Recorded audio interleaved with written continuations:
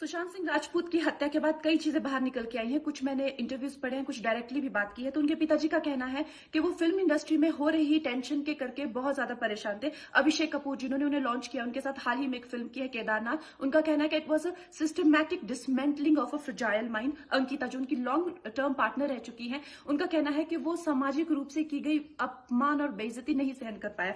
तो अब मैं आपको बताऊंगी कि मूवी माफिया ने ना कि सिर्फ उनको बैन किया था, सिस्टमैटिक डिसमेंटलिंग, कैसे कतरा कतरा करके उनका दिमाग तोड़ा गया है, उनको मारा गया है। तो ब्लाइंड आइटम आप इसलिए लिखते हैं क्योंकि आप जब झूठ लिखना होता है, आपको के अगेंस्ट कोई लीगल एक्शन नहीं लिया सकता क्योंकि आपका तो नाम ही नहीं लिखा, मगर उसकी जो डिस्क्रिप्शन होती है, जैसे मेरे बारे में लिखा जाएगा कि जिस लड़की के घुंघराले बाल हैं, जिसको नेशनल अवार्ड मिला हुआ है, साइकोटिक है, इस तरह से जो कि मनाली से डिस्क्रिप्शन पूरी दी जाएगी मगर नाम नहीं लिखा जाएगा। 23 अगस्त 2017 को बॉलीवुड लाइव सुशांत के बारे में लिखता है कि वो जब भी सेक्स करता है तो सिर्फ अपने ही गाने सुनता है, वो सबसे बड़ा नार्सिसिस्ट है। 16 दिसंबर 2016 में मुंबई मिरर लिखता है कि सुशांत एक ट्रक ड्राइवर की तरह लगता है। 22 फरवरी 2019 को मुंबई मिरर लिखता है कि पार्टी में तमाशा करने के बाद सुशांत ने कांच की बोतल एक डायरेक्टर के सर पे दे मारी। 18 अक्टूबर 2018 को डीएनए लिखता है कि सुशांत ने अपने को एक्टर का रेप किया और वो मीटू के चलते अब जेल जा सकता है। और ऐसी न जाने कितने अनगिनत झूठ। और ये जो बुद्धिजीवी जर्नलिस्ट हैं, ये जो चील कौए गिद्ध हैं जो मूवी माफिया के पाले हुए हैं, ये इसको मेंटल इमोशनल साइकोलॉजिकल लिंचिंग को जर्नलिज्म कहते हैं। मेरे बारे में आज तक जो भी कहा गया मैंने कुछ नहीं कहा, लेकिन जब एक स्वतंत्रता सेनानी के खिलाफ गंदगी लिखी गई, मैंने उस जर्नलिस्ट को कॉन्फ्रंट किया। आपको पता है उसी रात 4 सीनियर जर्नलिस्ट ने मेरे खिलाफ एक गिल्ड बनाई। ऐलान किया गया कि इसकी फिल्म को बैन किया जाए, फ्लॉप किया जाए।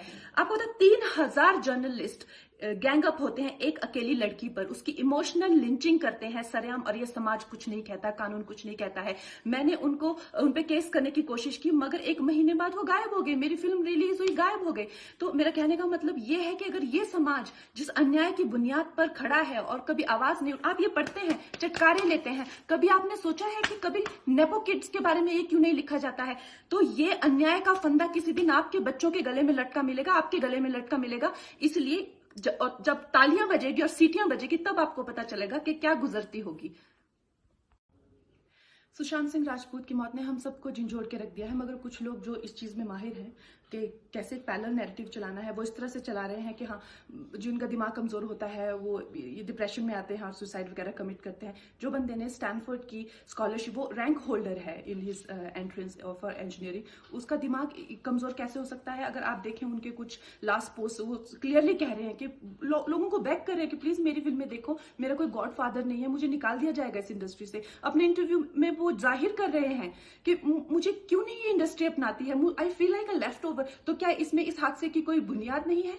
किस तरह से अगर किसी और स्टार किड ने इस तरह से 6-7 के साल के स्पैन में काय पोचे जैसे उनको कोई डेब्यू की कोई एक्नॉलेजमेंट, कोई अवार्ड नहीं मिला, या केदारनाथ या धोनी या छिछोरे जैसी फिल्म, एक गली बॉय जैसी एक वाहियात फिल्म को सारे अवार्ड मिलते हैं। Chhichhore is the best film and the best director, उनकी फिल्म को कोई एक्नॉलेजमेंट नहीं। हमें आपसे कुछ नहीं चाहिए, हमें आपकी फिल्में नहीं चाहिए, लेकिन जो हम खुद करते हैं आप हमारे एक्नॉलेजमेंट क्यों नहीं हमें देते हैं?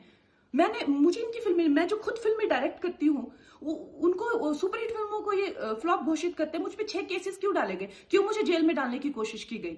और मुझे इनके जो चमचे जर्नलिस्ट हैं, वो सुशांत जैसे लोगों पे जो ब्लाइंड आइटम्स लिखते हैं कि वो साइकोटिक है, न्यूरोटिक है, एडिक्ट है। संजय दत्त की एडिक्शन तो आपको बहुत क्यूट लगती है। वो लोग मुझे मैसेज करते हैं कि तुम्हारा बहुत डिफिकल्ट टाइम है, तुम ऐसा वैसा स्टेप मत उठा लेना। ऐसा क्यों कहते हैं मुझे? ये क्यों मेरे दिमाग में डालना चाहते हैं कि आप सुसाइड कर लीजिए? तो ये सुसाइड थी कि ये प्लान मर्डर था? लेकिन सुशांत की गलती यही है कि वो उनकी बात मान गया। उन्होंने कहा तुम वर्थलेस हो, वो मान गया। उसने he didn't remember what his mother told him. उन्होंने कहा कि तुम्हारा कुछ नहीं होगा, वो मान गया। वो चाहते ही ये है कि वो इतिहास लिखे और ये लिखे कि सुशांत कमजोर दिमाग का था। वो ये नहीं बताएंगे कि क्या सच्चाई क्या है। तो हमें ये डिसाइड करना है कि who will write the history, we will decide that.